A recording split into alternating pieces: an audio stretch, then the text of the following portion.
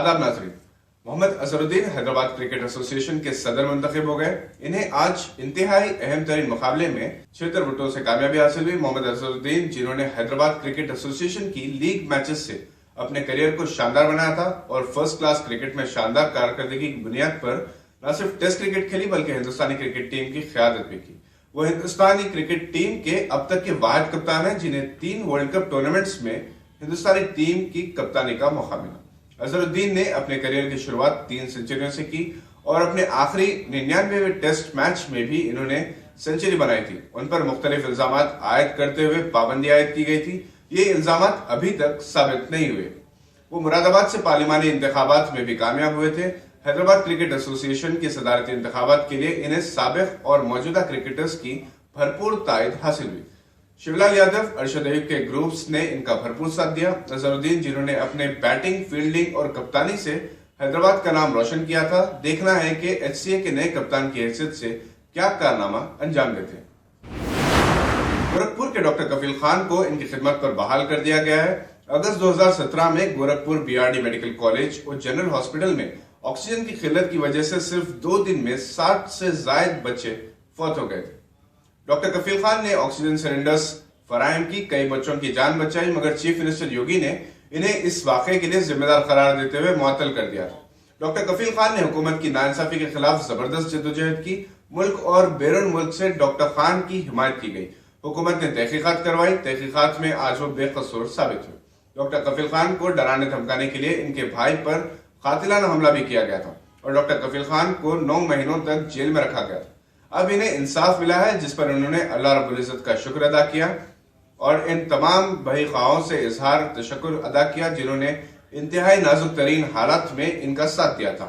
उत्तर प्रदेश हुकूमत से मुतालबा किया जा रहा है कि वो डॉक्टर कफील खान से माफी मांगे, क्योंकि न सिर्फ इन पर गलत इल्जाम आयद किया गया बल्कि इन्हें जेल में रखा गया और इनके अरकान खानदान को इंतहाई आजमाइशी दौर से गुजरना पड़ा। यहाँ ये बात काबिल जिक्र है कि ऑक्सीजन गैस की किल्लत इसलिए हुई थी कि हुकूमत की जानिब से गैस सप्लाई करने वाली एजेंसी को इसके बकाया जात अदा नहीं किए गए थे। हैदराबाद में 2 दिन की मूसलाधार बारिश ने कई इलाकों को जलथल बना दिया। नशीनी इलाकों की हालत बहुत खराब है। डायरेक्टर IMD YK रेड्डी के मुताबिक माह सितंबर में लगभग 111 साल के बाद 13.2 सेंटीमीटर बारिश रिकॉर्ड की गई। 1908 में एक दिन की बारिश में 15 सेंटीमीटर बारिश रिकॉर्ड की गई थी। महकमे बल्दिया के इमरजेंसी स्क्वाड बारिश से मुतासरा इलाकों में रुकावटों को दूर करने में मशगूल है। मुख्तलिफ रेसिडेंशियल कॉम्प्लेक्सेस के सलार्स में पानी जमा हो गया है, जिसकी वजह से अक्सर और बेशतर कॉम्प्लेक्सेस में बिजली की सरबराही मजदूद कर दी गई।